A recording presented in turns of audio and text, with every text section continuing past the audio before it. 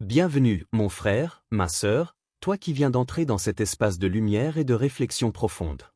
Ici, nous parlons de l'âme, de la foi, de l'amour d'Allah et des mystères qui touchent ton cœur. Si tu veux voyager à travers des histoires inspirantes, des rappels qui éveillent l'esprit et des messages qui renforcent ton lien avec ton Créateur, alors tu es au bon endroit. Index revers pointant vers la droite blanc, abonne-toi dès maintenant et rejoins cette famille grandissante, afin de ne manquer aucun rappel qui pourrait transformer ta vie. Car chaque mot ici est pour toi, et chaque instant est une invitation à te rapprocher d'Allah. Bienvenue à toi, et que cette chaîne soit pour toi une source de paix et de lumière. L'intimité conjugale est un voyage subtil, une danse silencieuse où deux âmes se rejoignent dans l'amour, la tendresse et le respect. Elle ne se limite pas aux gestes physiques, aux caresses ou aux étreintes, elle est un langage de confiance, un dialogue silencieux où les cœurs communiquent plus que les mots. Dans chaque contact, dans chaque souffle partagé, il y a une dimension spirituelle qui dépasse le plaisir du corps et touche l'essence même de l'âme. Imaginez un couple au matin, lorsque la lumière douce perce à travers les rideaux, et que leurs regards se croisent avant même de se toucher. Ce simple instant, plein de calme et de douceur, est déjà une forme d'intimité. Les mains se frôlent, les cœurs s'accordent sur une même fréquence d'affection et de tendresse. L'intimité commence ici, bien avant tout geste charnel.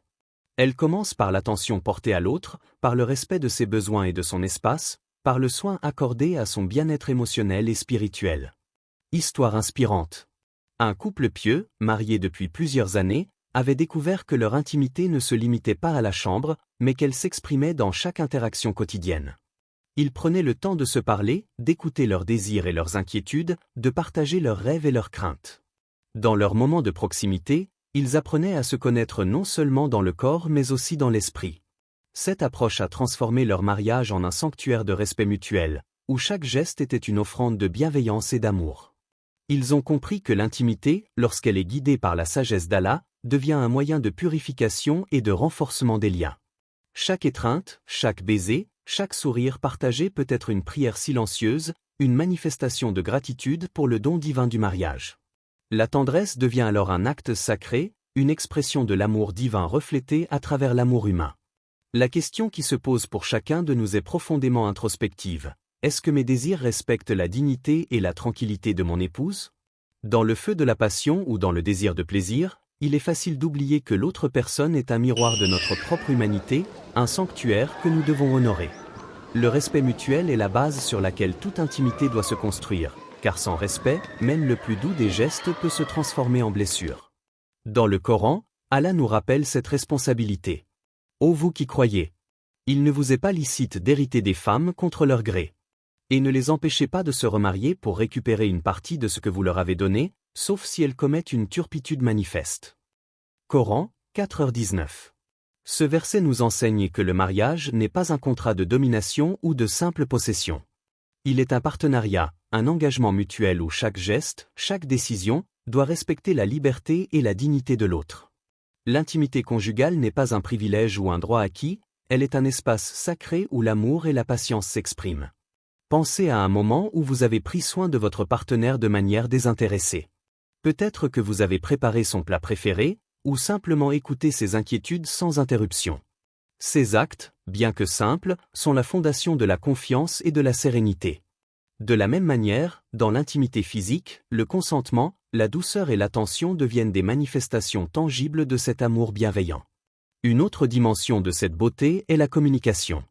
Un couple qui ose parler de ses désirs, de ses limites et de ses peurs, crée un espace où l'intimité peut s'épanouir. Il ne s'agit pas seulement de savoir ce que l'autre aime physiquement, mais de comprendre ce qui nourrit son cœur et apaise son esprit. Cette connexion spirituelle, souvent invisible, est le véritable trésor du mariage. Enfin, chaque moment partagé dans le respect et la tendresse est un rappel de la miséricorde d'Allah. La vie de couple, avec ses hauts et ses bas, ses moments de doute et de joie, est un terrain d'apprentissage spirituel. Chaque geste d'affection devient une méditation sur la patience, sur la gratitude et sur l'attention aux besoins de l'autre. L'intimité devient alors non seulement une source de plaisir, mais une voie vers la purification de l'âme, une manière d'exprimer l'amour divin à travers l'amour humain. La sexualité dans le mariage, en islam, n'est pas seulement permise, elle est considérée comme une source légitime de bonheur, de complicité et de renforcement des liens. Loin d'être un simple acte physique, elle est un moyen de cultiver l'amour, la tendresse et la compréhension mutuelle. Le prophète a enseigné que le soin mutuel, la douceur et le respect sont essentiels dans chaque interaction conjugale. Chaque geste, chaque étreinte, chaque baiser doit être empreint de consentement et d'attention pour que l'intimité reste un espace de sécurité et de confiance. L'islam reconnaît le besoin naturel de l'homme et de la femme pour le plaisir et la proximité, mais il le place dans un cadre éthique et spirituel. Ce cadre n'est pas restrictif par hasard, il protège le cœur, l'âme et la relation conjugale contre les blessures, les abus ou la dégradation. Ainsi, tout acte sexuel qui respecte la dignité et le bien-être de l'autre est autorisé, tandis que ceux qui provoquent honte, humiliation ou impureté peuvent être interdits. Un sujet sensible et souvent discuté est celui du sexe oral. Entre savants, il existe des avis variés. Certains l'autorisent, tant que l'acte est mutuellement consensuel, respectueux et hygiénique. D'autres préfèrent la prudence et déconseillent ces pratiques, considérant que l'hygiène et le respect de la pureté doivent primer. Mais quel que soit l'avis, la règle fondamentale reste la même. Tout acte doit nourrir l'amour et le respect mutuel, et jamais provoquer de gêne ou de dégradation. Histoire inspirante. Une femme mariée depuis quelques années ressentait de l'hésitation et des doutes sur certaines pratiques intimes avec son mari. Plutôt que de se taire ou de se forcer, elle a choisi de parler ouvertement avec lui. Ensemble, ils ont discuté de ce qu'ils aimaient, de ce qui leur procurait du confort, et de ce qu'ils souhaitaient éviter. Cette communication sincère a permis de définir des limites claires, d'accroître leur complicité et de renforcer la confiance. Ils ont découvert que l'intimité ne réside pas seulement dans le geste lui-même, mais dans l'attention portée aux besoins et aux sentiments de l'autre. Leur mariage est devenu plus solide, leur foi plus vivante, car ils ont compris que le plaisir partagé, guidé par la conscience et le respect, pouvait être un acte d'adoration en soi. La question méditative que chacun doit se poser est essentielle. Est-ce que mon désir de plaisir nourrit l'amour ou risque-t-il de briser la confiance et le respect ? Dans chaque geste, dans chaque intention, il est crucial de se demander si l'acte renforce le lien ou s'il le fragilise. Le plaisir conjugal en islam n'est jamais un objectif isolé, il est toujours lié à la préservation de la dignité, à l'épanouissement mutuel et à l'élévation spirituelle. Le Coran nous rappelle que le bien dans le mariage est un prolongement du respect et de la bonté dans la vie quotidienne. Votre Seigneur a décrété, n'adorez que lui et être bon envers vos parents. Coran, 17h23. Cette injonction de bonté s'étend à tous les aspects de la vie, y compris l'intimité conjugale. Être bon envers son épouse, c'est l'écouter, la respecter, et s'assurer que chaque geste contribue à son bien-être. L'amour conjugal devient alors un moyen de pratique spirituelle, où chaque sourire, chaque caresse et chaque étreinte devient une manifestation tangible de la miséricorde divine. La dimension pédagogique de l'intimité dans l'islam repose aussi sur la conscience de soi et de l'autre. Le plaisir n'est pas un droit absolu, mais une responsabilité partagée. Chaque partenaire doit être attentif aux besoins, aux limites et au confort de l'autre. Cela nécessite une communication honnête, une écoute attentive et une capacité à ressentir l'état émotionnel et spirituel de son conjoint. C'est dans cette écoute que l'intimité devient véritablement enrichissante et durable. De plus, la prudence et la réflexion sont essentielles. Les couples doivent savoir distinguer ce qui est licite, bénéfique et respectueux de ce qui pourrait être nuisible. L'islam nous invite à agir avec conscience, même dans les moments de passion. Chaque geste doit être mesuré, réfléchi et orienté vers la construction d'une relation solide, harmonieuse et pieuse. Enfin, le cadre islamique du plaisir conjugal nous montre que la sexualité n'est pas un domaine isolé, mais une extension de notre responsabilité morale et spirituelle. La tendresse, le soin mutuel, la patience et la considération pour l'autre deviennent des voies vers la purification de l'âme. L'amour, lorsqu'il est guidé par la foi et le respect, devient un moyen de se rapprocher d'Allah et de ressentir la bénédiction divine dans la vie conjugale. L'intimité dans le mariage est bien plus qu'un simple moment de plaisir, elle est un espace sacré, un lieu où la confiance et le respect se rencontrent pour former le ciment de l'union. Chaque geste, chaque souffle, chaque étreinte doit être conscient et volontaire. Sans consentement et respect mutuel, même le plus tendre des gestes perd sa valeur spirituelle et devient un simple acte dépourvu de sens. Pensez à l'intimité comme à un jardin. Si l'on y plante de l'amour et de la patience, il fleurira. Mais si l'on néglige la considération, le consentement et le respect, il se flétrira et la beauté disparaîtra. La spiritualité de l'acte réside dans la qualité de l'attention portée à l'autre. La tendresse et le plaisir ne sont pas des fins en soi, ils sont le reflet du soin que l'on porte à l'âme de l'autre, un miroir de notre engagement envers Allah et envers notre partenaire. Histoire inspirante.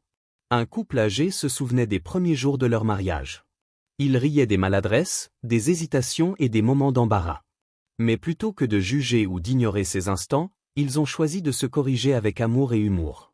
Chaque moment d'intimité était pour eux un apprentissage, apprendre à écouter l'autre, à comprendre ses désirs, à reconnaître ses limites et à offrir sa tendresse avec respect.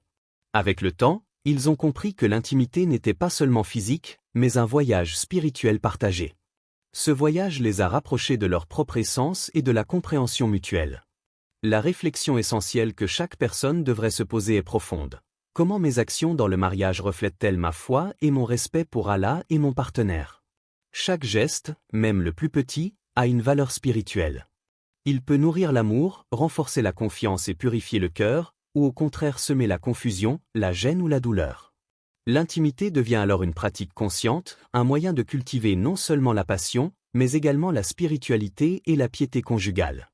Dans le Coran, Allah nous guide clairement sur cette approche. Et cohabiter avec elle en bonté. Coran, 4h19. Cohabiter en bonté signifie agir avec douceur, patience et considération. Cela inclut chaque geste dans l'intimité. L'acte conjugal ne doit jamais devenir un terrain de domination, de pression ou d'égoïsme. Il doit être un échange sincère de tendresse et de respect. La bonté ne se limite pas aux paroles, elle se manifeste dans la manière dont nous touchons, écoutons, comprenons et honorons notre partenaire. La conscience du consentement est un autre pilier fondamental. Chaque partenaire doit être libre de participer à l'acte avec plaisir et sérénité. Toute contrainte, même subtile, rompt l'harmonie et annule la valeur spirituelle de l'intimité. Respecter l'autre signifie aussi reconnaître ses limites et savoir ajuster ses gestes pour qu'ils soient agréables et sécurisants. Le consentement devient alors une expression d'amour profond, un acte qui honore à la fois la personne et le Créateur. Cette dimension introspective nous invite à examiner nos intentions. Nous devons nous demander si notre désir est motivé par l'égoïsme ou par l'amour sincère. Dans le mariage, le plaisir ne doit jamais être une fin isolée, il est toujours lié à la construction d'un lien harmonieux et respectueux. Chaque sourire, chaque caresse et chaque regard devient un acte de bonté, une manifestation tangible de la miséricorde divine et de la pureté des intentions. La sagesse réside également dans l'apprentissage mutuel. Aucun partenaire n'est parfait et chacun découvre, au fil des années, comment satisfaire l'autre tout en préservant son intégrité et son bien-être. L'intimité devient alors un chemin de patience et d'observation. Elle enseigne la tolérance, l'écoute et la délicatesse. Les couples qui cultivent ces qualités découvrent une profondeur de lien insoupçonnée, où chaque instant partagé enrichit l'âme et rapproche du divin. Dans les moments de difficulté ou de doute, il est essentiel de revenir à ces principes, respect, consentement et bonté. Même lorsque les désirs sont forts ou que la passion semble désordonnée, la conscience de l'autre et la délicatesse doivent guider chaque geste. C'est ainsi que l'intimité conjugale devient une pratique spirituelle, où chaque acte est imprégné de lumière, d'attention et de bienveillance. En fin de compte, l'intimité n'est pas seulement un plaisir physique, elle est un miroir de l'âme. Elle reflète la capacité de chaque partenaire à aimer, à respecter, à écouter et à honorer l'autre. Elle devient un moyen d'expression de la foi, une manière de mettre en pratique les enseignements d'Allah dans le quotidien. Lorsque la confiance et le respect sont présents, chaque moment partagé devient une bénédiction, une méditation silencieuse sur la beauté du mariage et sur la profondeur de l'amour humain guidé par la lumière divine. L'intimité conjugale, lorsqu'elle est vécue dans le respect, l'amour et la communication sincère, peut se transformer en un véritable acte de culte. Chaque geste, chaque sourire, chaque caresse devient une offrande silencieuse à Allah, une manière subtile de remercier le Créateur pour le don du mariage et de la complicité. Dans ce contexte, le plaisir partagé n'est plus uniquement physique, il touche le cœur, nourrit l'âme et ouvre un espace de spiritualité profonde. Imaginez un instant où vous êtes seul avec votre conjoint, dans un moment de douceur et de silence. Vos mains se rejoignent, vos regards se croisent, et dans cette communion, il n'y a plus qu'un simple échange physique. Il y a un dialogue d'âme, une résonance spirituelle qui vous relie à quelque chose de plus grand que vous. C'est dans ces moments que le mariage devient un sanctuaire, un lieu où le respect et la tendresse ouvrent une porte vers la méditation et la gratitude. Histoire inspirante. Un jeune couple, encore au début de leur mariage, avait décidé de pratiquer la patience et la tendresse comme fondation de leur intimité. Chaque geste était réfléchi, chaque parole était mesurée pour ne jamais blesser l'autre. Ils ont découvert que le simple fait de respecter les limites et de comprendre les besoins de l'autre transformait chaque moment intime en un acte de reconnaissance envers Allah.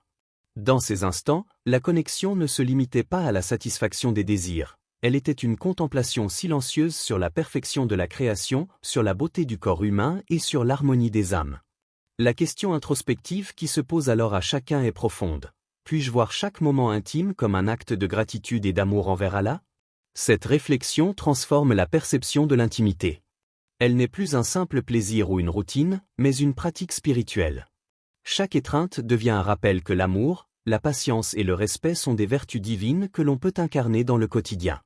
Dans le Coran, Allah nous rappelle l'objectif sacré du mariage. Et nous avons fait de vous des couples afin que vous trouviez la tranquillité auprès d'eux. Coran 30, 21. La tranquillité, ici, ne se limite pas au repos physique, elle inclut la paix intérieure, la sérénité du cœur et la sécurité de l'âme. Chaque geste respectueux dans l'intimité contribue à cette harmonie. Le plaisir devient un moyen d'approfondir la connexion spirituelle, un chemin vers la compréhension mutuelle et un reflet de la miséricorde divine. Lorsque l'intimité est vécue ainsi, chaque instant de proximité devient une méditation. Les couples apprennent à observer, à écouter et à ressentir. Le toucher n'est plus mécanique, mais conscient, le baiser n'est plus impulsif, mais réfléchi. Chaque mouvement est guidé par le désir de nourrir l'amour, de renforcer la confiance et d'honorer le lien sacré qui les unit.